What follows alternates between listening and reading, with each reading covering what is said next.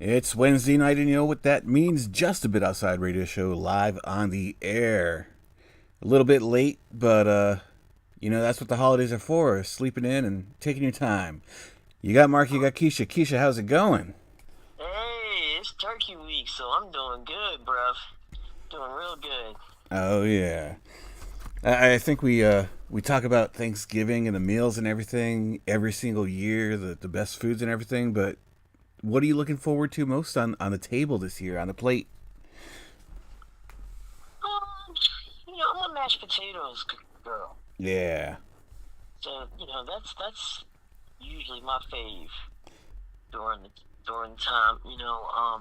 This is actually kind of a weird Thanksgiving this year for me and my family because Saturday that just passed, my parents left to go on a 2 week cruise around Africa.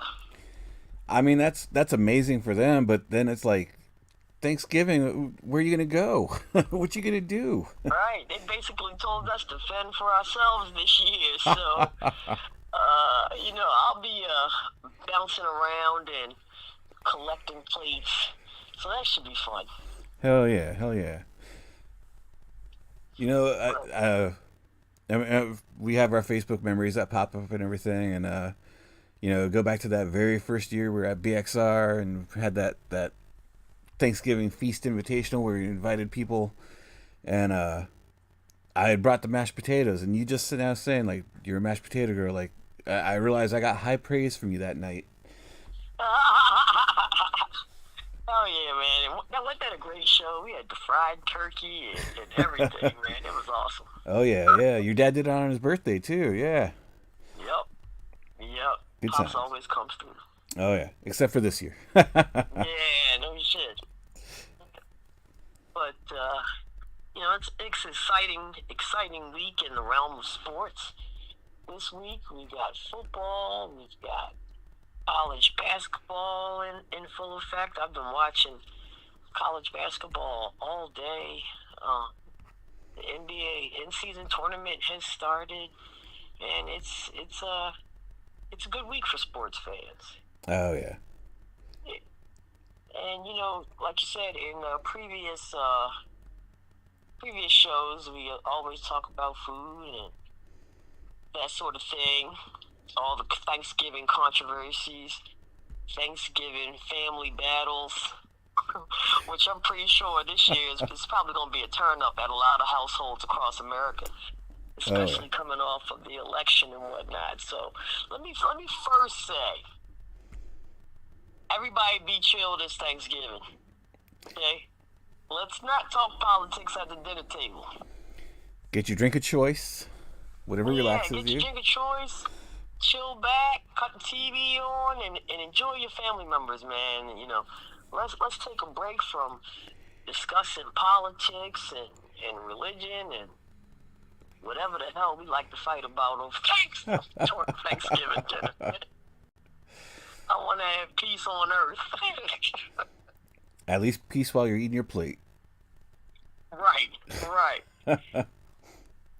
But Mark, we talked about switching things up a little bit this year, and you introduced the idea of us talking about things that we are thankful for in the sports realm, and I thought that was a great idea. So you want to kick that off? Yeah, or like what sports teams might be thankful for, just whatever some thankful things in the world of sports.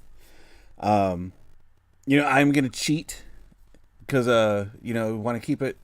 I do at least one here at home, but I'm gonna cheat big time. But I think the Ravens this year are very thankful for the addition of King Henry. Yeah, that He was my he, first one. he Yeah, he's no added shit. that dynamic that we've always had a strong running game, but once you have like that premier running athlete, it gives Lamar, more presence in the pocket, more to do as a passer, and we don't have to rely on his feet as much. And as I look at this duo more and more, and it was really on display last night. It really throws me all the way back to the late '90s. Big Broncos fan back then, still my second team. And the Broncos were always great with John Elway, but never winning the big one until they added, what's his name? Terrell Davis. Terrell Davis, yep.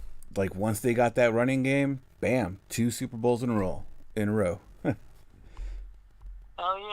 yeah. And to piggyback off that, man, I mean, we had a big win last night against the LA Chargers in the infamous Brother Bowl, where we reigned supreme. I'd like to pat us on the back for that. We're looking really good. I mean, we have our problems on defense, and hey, no team is perfect, right? Yeah. But the squad is looking very good. I mean, we bounced back in a major way after a heartbreaking loss against the Pittsburgh Steelers, and I'm really liking how we look right now. Yeah. Yep. We got another piggyback on the chats. Sure. Harry says, I'm thankful that Harbaugh didn't pull a Harbaugh and coached a great game yesterday. Hopefully that will continue. Classic Harry.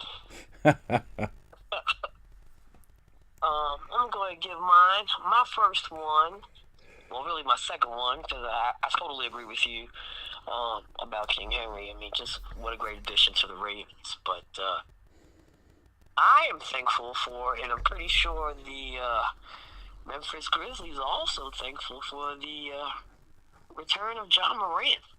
Yeah. And, I mean, he was sorely missed in the NBA after his foolish actions. It looks like he's had plenty of time to think, and it's kind of on the road to redemption. I know they just announced that he's dealing with the injury right now, but man, it's been just so great to kind of have that exciting, explosive player back in the NBA, man. I mean, he's been doing the damn thing. Yeah, and he's definitely been getting that attention from all the teams that they've been playing, because I think I haven't caught much of his games, but I caught a lot of the highlights and reading the articles the next day, and I really think like what they expected out of John Morant, that the potential was there. Like, he's realizing now he could really do something. Yeah, and fully embracing that leadership role, right? Exactly. Yeah. Hell yeah. What you got? All right, my second one, I'm going to take it over to the gridiron, and I really think that the Philadelphia Eagles are thankful for Saquon Barkley, and conversely, Saquon Barkley is thankful for the Eagles, because I had written him off, better days behind him. Dude was, I don't want to say washed up, but he definitely seen injuries and everything in New York, and you didn't think he would be getting these great seasons anymore. And the Eagles also, they went 11-0 last year and then dropped 6 of their last 7. They just looked like utter garbage.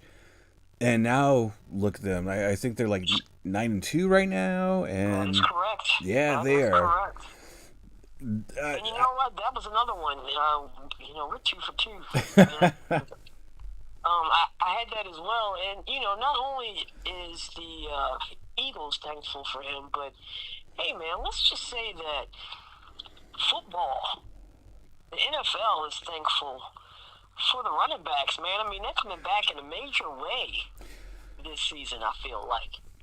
Who says the running back position is dead? We just talked about Henry, talking about, Saquon Barkley, and, the past couple of seasons, the value of the running back has kind of diminished. Oh, yeah. They've been phased out, kind of. And, Tennessee let Henry go, Giants let Barkley go, and look how they're sitting now. Oh, yeah. Yeah. I mean, Giants, that's a whole drama right there. You could put that on daytime television. Yeah. I think the only team that's more dramatic than them is the New York Jets. What the hell is going on in New York? It's something about that MetLife Stadium. Right, it's like bad luck stadium. For real. And since we talking about that gridiron, I'm gonna go ahead and say it. Even though I've read some things today that's kind of irritated me, but man, Pittsburgh Steelers need to be thankful for Russell Wilson. Ooh, yeah. They just took that loss. They had a heartbreaking loss against the Cleveland Browns, who are thankful for Jameis Winston. Yep. By the way, gosh, there's so much thanks going around. But it's crazy because he's kind of it was a resurgence to the team. I did not look at the Pittsburgh Steelers as any type of threat to the Ravens over the past couple seasons, but the rivalry has been reignited. Yep.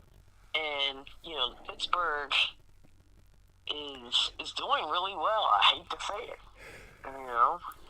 And I know Russell Wilson is thankful for the Pittsburgh Steelers because a lot of people were ready to write him off. He was treated.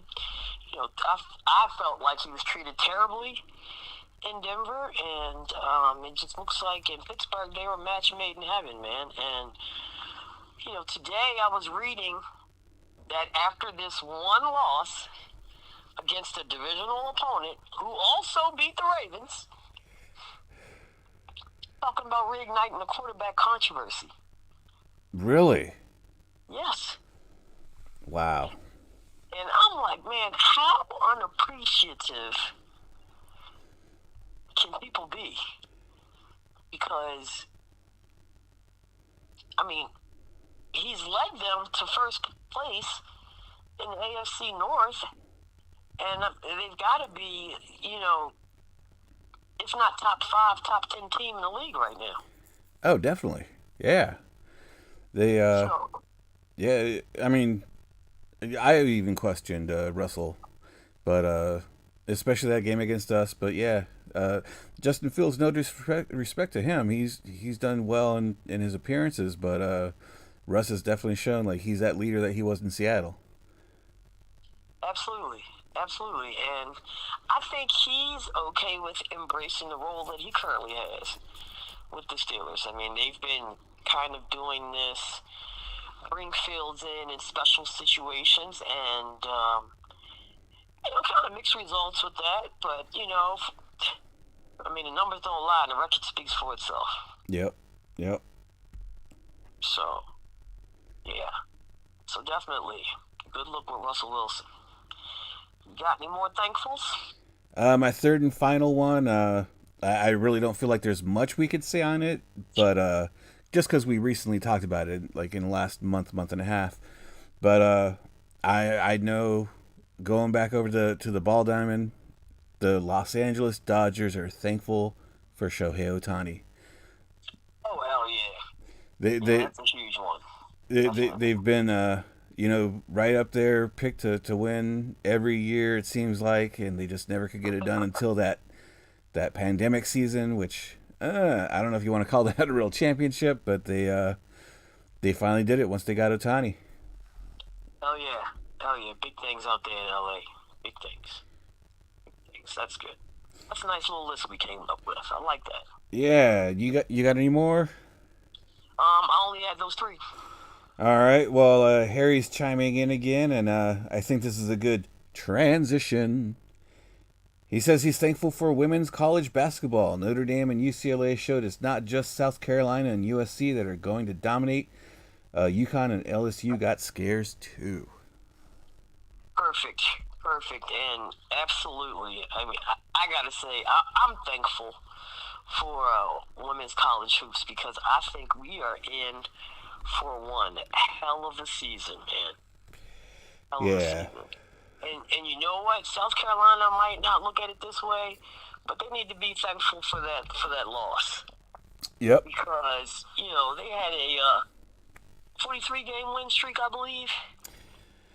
Yeah, it goes back to I actually have it written down here because they're one of my teams, but 12-30-21 was their last regular season loss.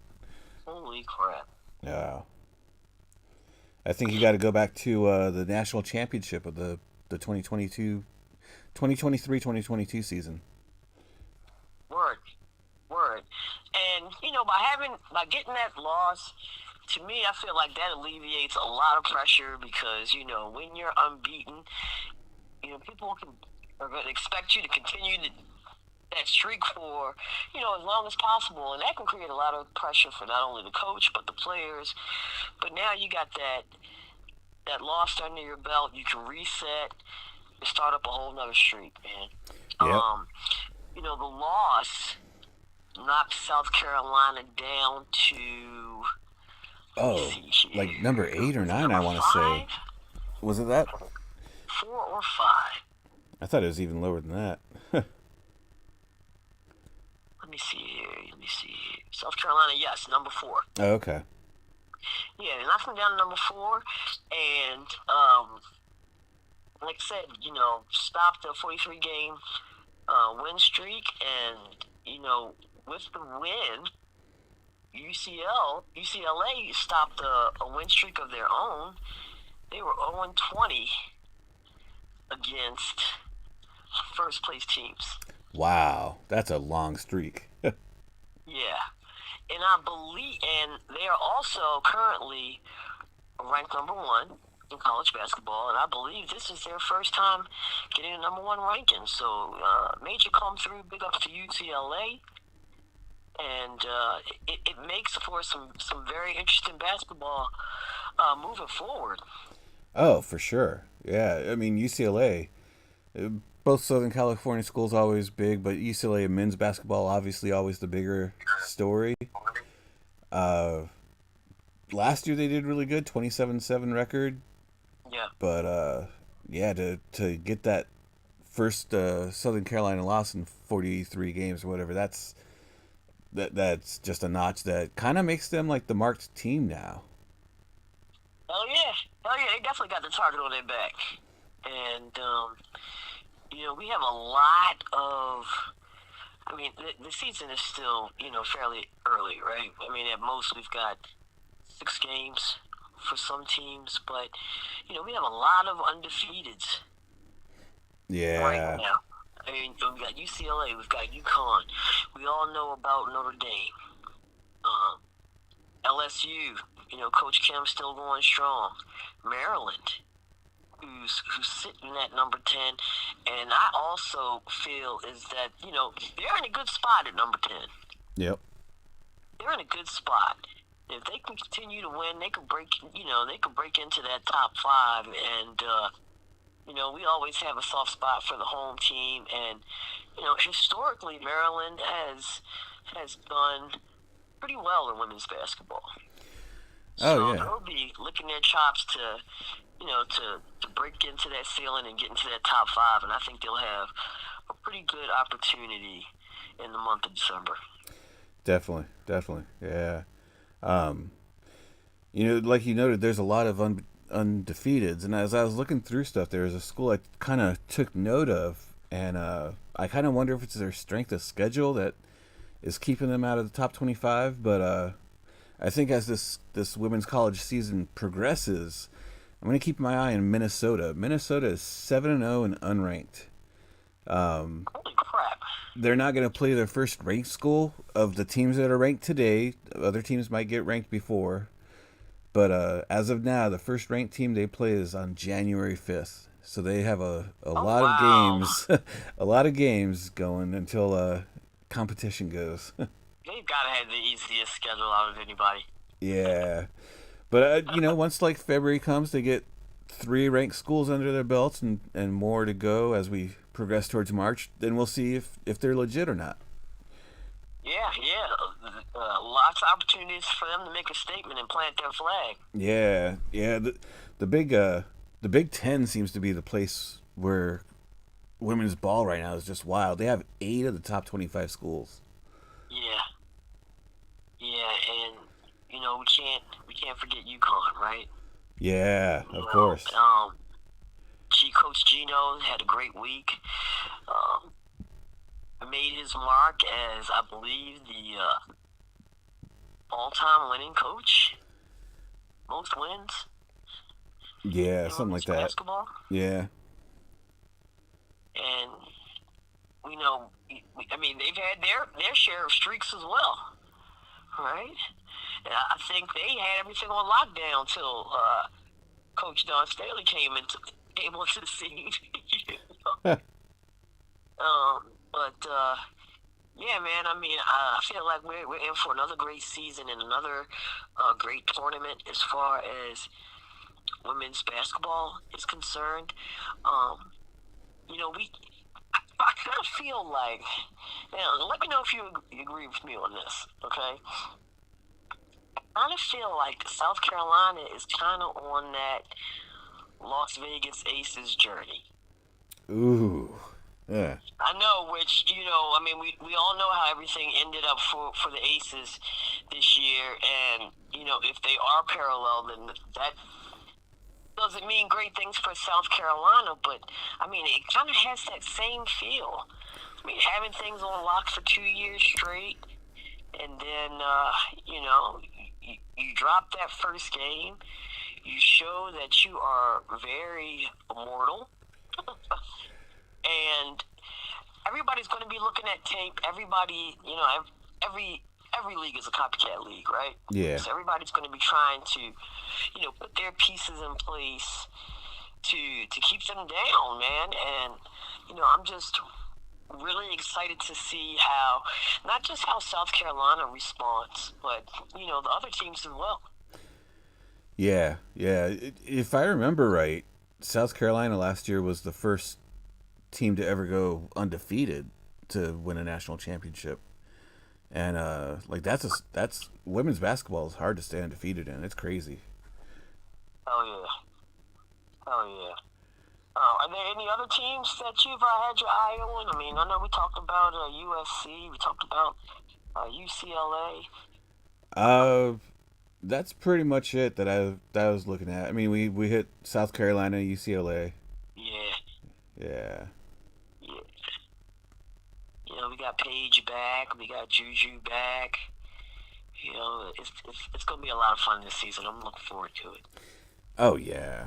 Yeah. I mean, what Oh are we? yeah, oh yeah. 7 less than 10 games in for all the schools. So yeah, got a lot of season to go and I'm pretty sure every year like the women's final is championship game gets more ratings than the men's. So yeah, it's exciting stuff.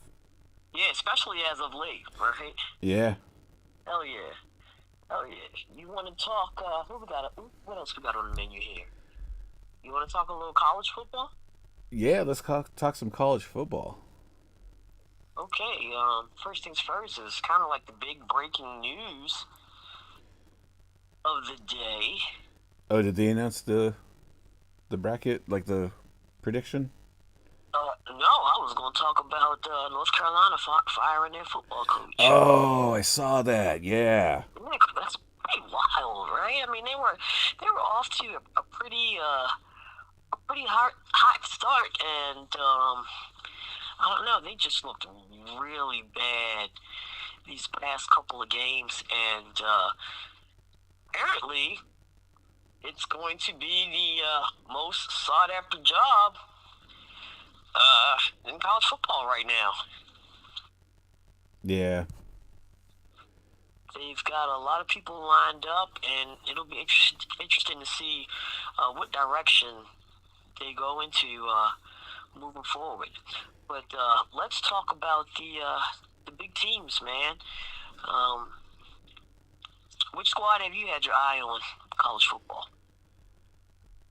I mean, of course, there's always like the Oregons, the Ohio States, Georgia, all the teams that you expect. But I was looking at like these bracket predictions, and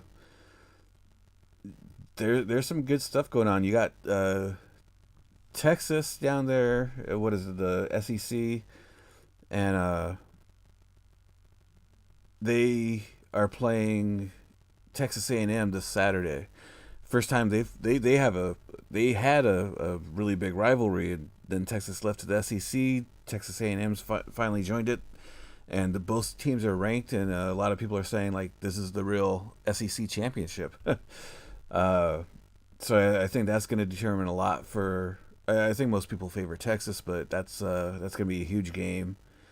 Um, you know, as much as it pains me to say it, I've actually been looking at Arizona State Okay. because they did horribly last year. They've not been good for a while. They weren't supposed to be good this year, but first year in the Big 12, and they're number one, tied with BYU and a couple other teams at what 9-2 overall, something like that, 6-2 in the conference, and ASU definitely looks like they're a lot for the bracket if they win the conference. And I mean, this is a team that used to dominate the Pac-12, Pac-10 back in the 80s, and no one expected them to do anything. So as much as I hate the Scum Devils, good for ASU getting there.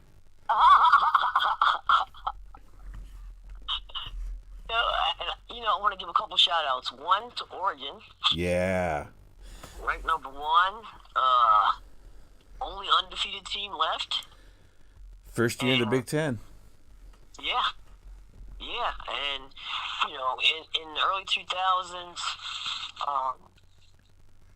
what was that? Chip Kelly days? Chip Kelly, yeah. Yeah, we know how explosive and how awesome they were, so it's good to see them get back to form. And you know who else I've been kind of keeping my eye on that's kind of returned as well? Penn State. Really? Yeah. Yeah. They're up there. They're top 5. Number 4, okay, yeah. Yeah, it seems like, a few years back, they had a scandal. They had to take some L's with that, but it seems like this season they're getting back to form. They're getting back to winning, and they're doing the damn thing. They only have one loss, and like I said, sitting number 4, and it's good to see them back in the talks as well. Yeah. Them and Miami, they dominated in the 80s and 90s, and I know they've had a good squad the last few years, but they're top 10 right now, number 8, and you haven't seen them dominate in a long time, so good to see the Hurricanes up in there. Absolutely. Of course, everybody's got their eye on Colorado. Coach Prime in his second year with the Buffs, and they've improved from last season, and there's a possibility that they could get a bowl game this year. So college sports period it's just been very interesting and exciting, and I'm always for unusual suspects. So it's nice to see, even though I love Alabama. I love Alabama. We love the LSUs. But to see some other teams up in that top 10, that's nice, man. Makes it exciting. Yeah, kind of like the Gonzaga of college football. You got Boise State that right. What was it, 10, 15 years ago they had that amazing run, and then they've kind of fallen off, but now they're back up in their top 15, I want to say. They're a top number 11. State's 11. Yep. 11 rating. And there's talk that they will definitely be in the brackets when those are released. So good for them. Yeah, big shout out to SMU as well. Right? Yeah. I mean, a lot can happen over the next couple of weeks, but I'm liking how things are looking right now. I mean, things, to me, outside of Oregon and Ohio State, it's wide open. Oh, for sure. Yeah. Let me see. It's wide open.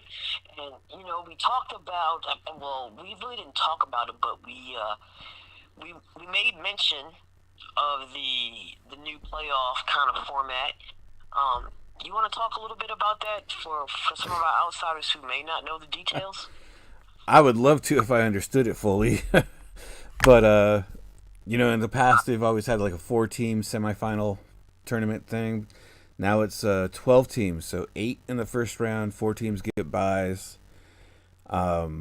They choose conference champions and then 7 at-large bids. And I forget how they get those first four seeds determined. Probably a little bit of magic or something. But yeah, so it's 12 teams now. 8 first round, 4 byes. Yeah, I mean, there's always grumblings at the end of the season who should make it, who shouldn't make it. And I guess this is supposed to be the remedy for it. But I feel like due to the way that it is, there's always going to be complaints and grumblings. Well, this team should have made it. This team should not have made it. Yeah. You know, I mean, there's just too many teams in NCAA.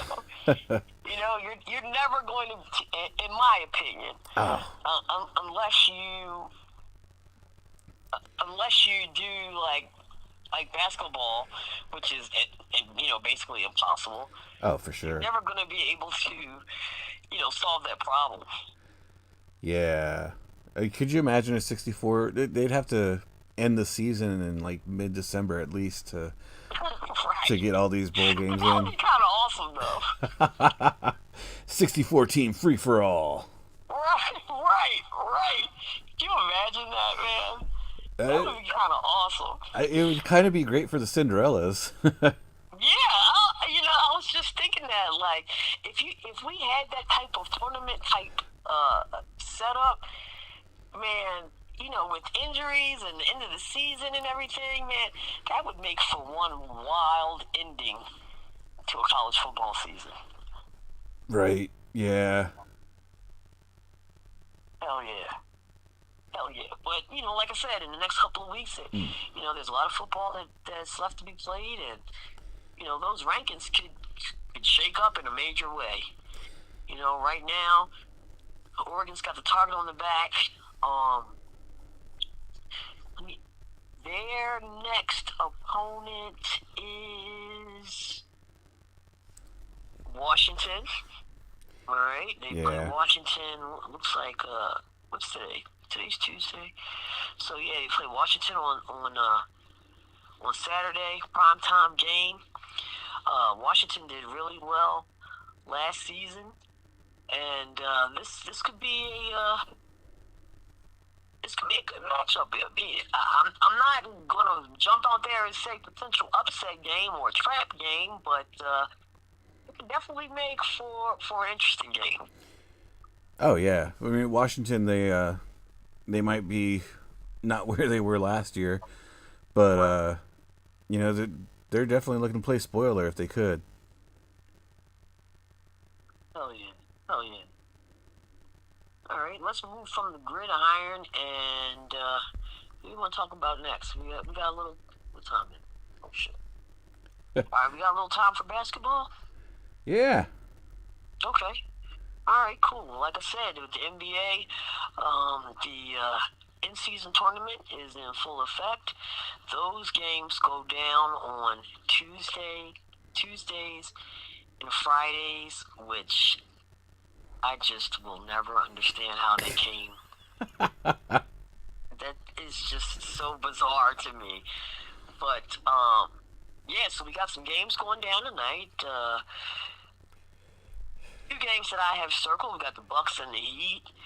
Two teams. Well, the Bucks. I mean, they're just one of the most baffling teams in the NBA for me right now. I mean, all of the talent that they have, to me, they are not performing up to expectations. And Miami Heat, they do the same thing every year. They chill in the background, and then, come playoff time, boom, they become relevant in a major way. Right. So, I mean, it's pretty par for the course for the Miami Heat. But, for a minute there, I was thinking Doc Rivers was going to be on the hot seat, man. Yeah. I mean, knowing Doc's history, especially, I kind of expected to have those walking papers already. Right. I mean, good thing for them. Good thing for them. They're on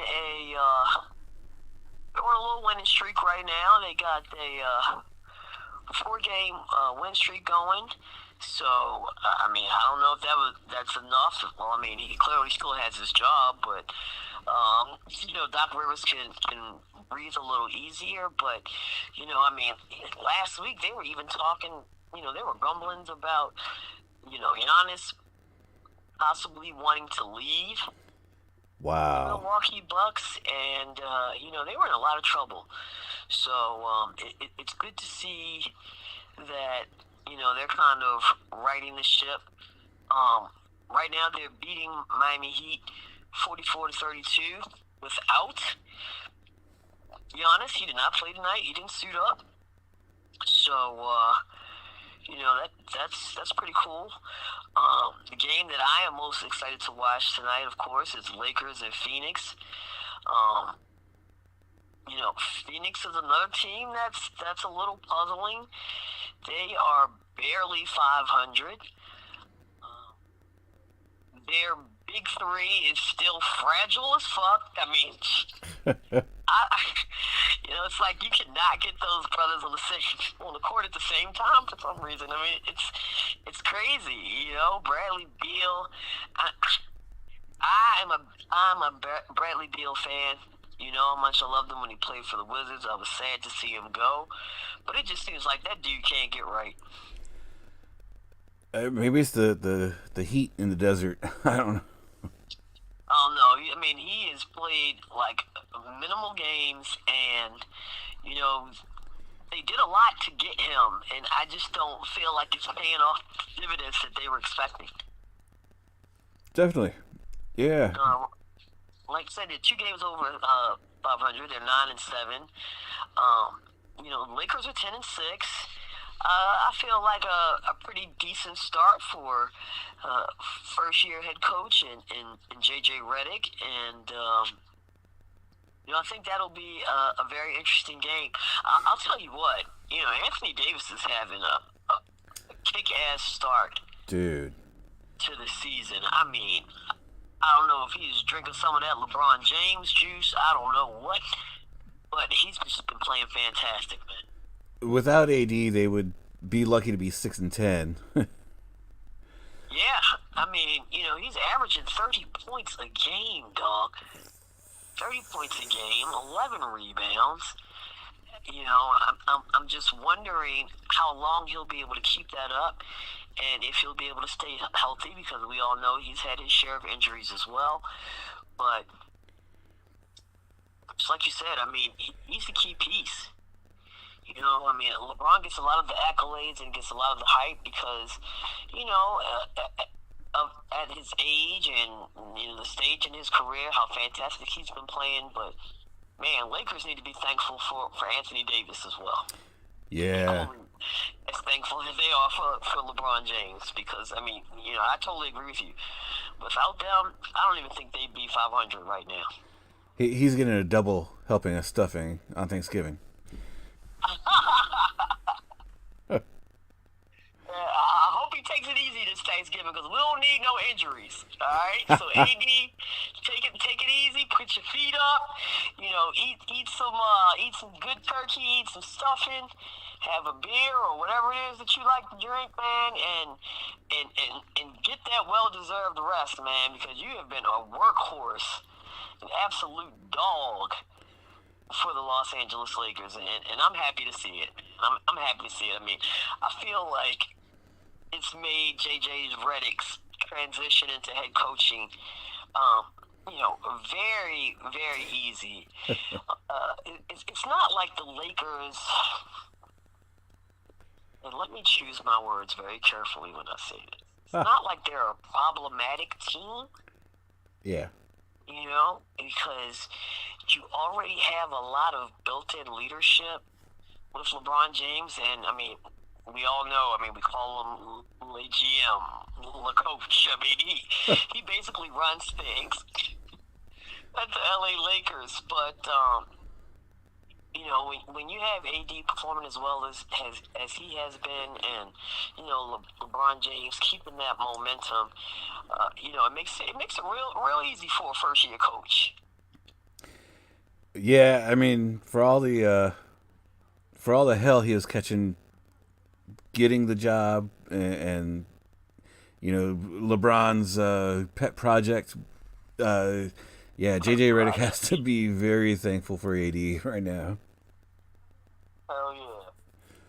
Hell yeah.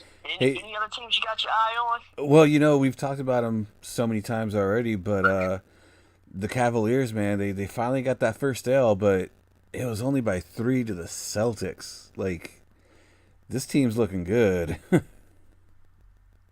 looking damn good. And a couple of weeks ago when a couple of weeks ago when we were talking about in the very early part of the season that it was too late. I mean, too early to be talking about the future and the strength of the Cleveland Cavaliers. I mean, we're 18 games in right now, and they only have one loss. So I think that we can say they are the best team in the NBA right now, man.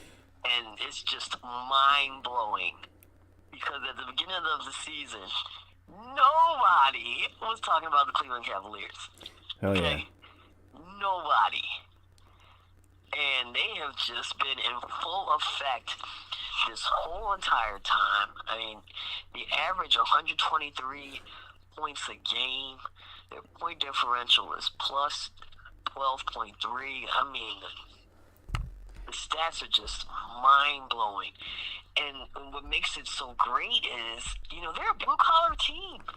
Yeah. There's not a lot of flash. There's not a lot of pomp and circumstance with these guys. I mean, they just get out there, they grind it out, and get the job done, man. And I'm happy for Donovan Mitchell as well because he deserves to be on a team that has that kind of success. He was fantastic with the Utah Jazz, but they could never really get it done. And now that he's here in Cleveland, I mean, one can make an argument that it all started with him. With that trade. Absolutely. And, just piggybacking on what you said, like, Donovan Mitchell, he's a star, no doubt about it. But, we go back to the big three era in Miami, and we've been talking about LeBron. There's superstars in the league. Giannis. Does Cleveland even have a superstar persona? Like, is Donovan Mitchell, Tristan Thompson maybe the closest things to it? Although I do like this dude's name, but I have no idea what his stats look like. JT Thor, like that's a great name. Doesn't make him a superstar. Yeah. But like they don't have that big three, and maybe that's a good mentality to have because this is a team. Everyone's doing the work. Yeah, and you know who else? I like Jared Allen. He's been putting in big numbers. He's been providing great defense and doing his job as far as rebounding is going. And like you said, man, I mean, no major superstars, but they have been playing so well together as a unit. And, I mean, it's showing. It's showing. They are the team to beat. And their next game is tomorrow versus the Atlanta Hawks. They're going to win that game. It's just, I looking at the schedule, I'm not really sure when they will lose again. They have back-to-back against the Hawks. They have back-to-back at the Hawks. Now, and then after that, they have Boston, which is, as you said earlier, the team that they took their L to, and I think that will be a revenge game for them. I got to throw it out there. You talk about the Hawks, but Boston only has 3 losses. One of those was to the Hawks, I believe. Yeah, and when that loss was during that in-season tournament play, which also proves my point that this tournament, this $500,000, them players be breaking their ass, okay? Because there is no way in hell that Boston should have lost that game. They're like the Atlanta Hawks. We're not going to win the championship, but we're going to get the in-season chip. Right. So, Yeah, but going back to Cleveland, man. I mean, it'll be. I do believe that it'll be another slugfest on Sunday versus Boston, but I believe that they're going to win that game because, like I said, it's going to be a revenge game. And after Boston, you got Washington. That's a pushover game. Then you have Denver, who, man, I don't know about them either. They're 9-7 right now. Yeah. And to me, they're not performing up to expectations. So, I mean, Cleveland Cavaliers are sitting real pretty right now. I'm looking at their schedule more, and I mean, like, there's some teams they're playing, like he's just said, the Nuggets 9-7. So teams hovering around 500 or below 500. The first team that has a significant winning margin that they're going to be playing, I guess the Lakers. Well, that's at the very end of the month of December, but also the Warriors on the 30th of December. So I don't want to say December is going to be a breeze for the Cavaliers, but a whole lot of positives for them there. Yeah, big shout out to the Warriors too. I mean, they did not have a great season last year, and it seems like, which is just crazy to say, Yeah. getting rid. You know what I'm about to say? No, but I don't know. Getting rid of Klay Thompson Oh yeah. really did the team some good, man. I mean, that's the only factor that I can come up with right now for their success. I mean, they basically have the same team. Only difference is no Klay Thompson. Yeah. And right now, they're sitting number 2 in Western Conference, one game behind Oklahoma City Thunder. And those young bloods, they have settled into their roles as well. They have gained their experience, and they're driving the bus of the Western Conference. And I mean, as of right now, if you take a look at the Western Conference, that could be very, very interesting in the next couple of months, man. Because like I said, you got Oklahoma at number 1, Golden State at number 2, Houston Rockets at number 3. Been a while since we've seen them. Right. And and at the bottom we've got some teams that we are used to seeing at the top. Phoenix Suns, number 7. Denver Nuggets, number 8. WTF. Okay. Number 9. Dallas Mavericks. They've got some stuff that they need to work on, even though I think, they've been kind of plagued with some injuries of their own as well. I mean, right now, trying to navigate without Luka, which is basically the heart and soul of the whole team. And yeah, man, I mean, it's kind of a shake-up over there in the Western Conference.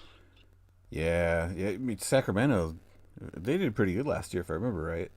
Yeah, that's another team that's just like, they're trying to figure things out. Minnesota Timberwolves, they are just barely 500. Even though they've had some moves, they've had some pieces. But yeah, I mean, a lot of teams trying to figure it out in the Western Conference. Yeah. Uh-oh. Huh. Hey man, I just took a look at what you sent me. You want to talk about that since we were just talking about Klay Thompson? Yeah, well, this website's called the Smoking Cuban. It's Dallas Mavericks fan website, I would imagine. But the author is kind of making the case that Klay Thompson should be sat. And coming off the bench. He said Najee Marshall should start over Klay.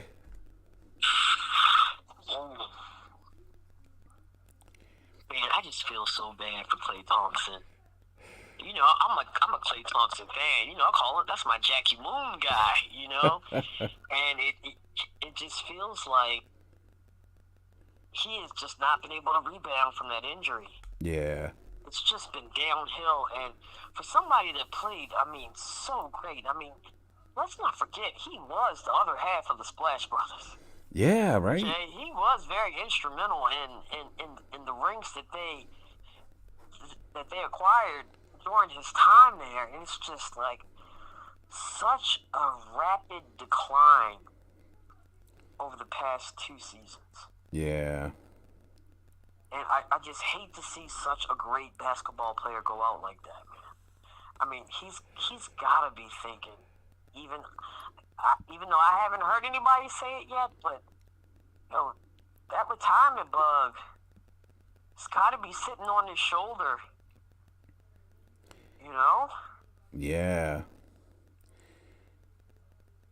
I thought that, he might be able to, rejuvenate himself, kind of like Kyrie did coming to Dallas, but it just does not seem like it's happening. And if you got articles out there in your hometown talking about you should be coming off the bench, Christ Almighty, man. Yeah. He's shooting a career low 36.8%. Yeah. Unbelievable. Right. Klay, he's got his rings. He could walk off in the sunset now. Yeah. Hell yeah. Honestly, dude, you don't have anything else to prove. Exactly. Like you said, you've got the hardware. Like, before they start to really dog you, if it was me, hey, look, I'm good. Yeah, definitely. Hell yeah. Well, you want to wrap up this NBA talk? We got you real on wrestling for the holiday season? Saturday night, Survivor Series War Games, going to be a really good show. I think it's at 7 p.m. on Peacock. So, yeah, it's one of their big pay-per-views of the year. The big, used to be Big 5, now it's Big 4, I guess. But it's like the kickoff for WrestleMania season, even though that's not till April. But after Survivor Series, you got Royal Rumble in January, then WrestleMania coming up after that. So exciting stuff coming. Nice. Now, have we talked since that Mike Tyson Jake Paul fight? Have we talked since then? I think we did, yeah. Did we cover that on the show? I want to say we did. But, yeah. When was the last, or when was that Tyson fight? No, we previewed it, yeah, because that was like the 18th, and our last show was the 15th. Yeah, I was about to say, I feel like it was like 2 weeks ago. Yeah. So let's talk about that a little bit, just for a few minutes. We can kind of end the show on this note. Now, what happened in that fight is exactly what the hell I said was going to happen. You were a soothsayer, let me tell you. Oh my God.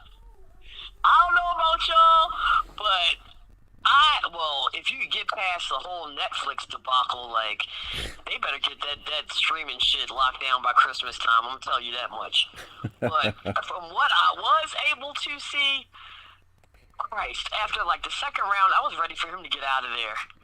It seemed like, and the few times that he did get hit, I was like, it was so cringeworthy. It was like we were literally watching some 20-year-old kid beat up on a damn near 60-year-old man, and it showed.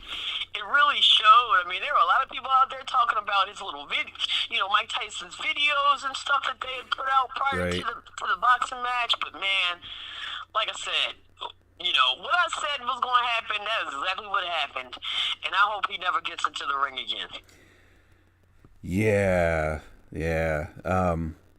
His first 2 rounds, he looked good, but those 58 years showed, because his feet were in cement, like the rest of the 8 rounds. Yeah, he barely moved.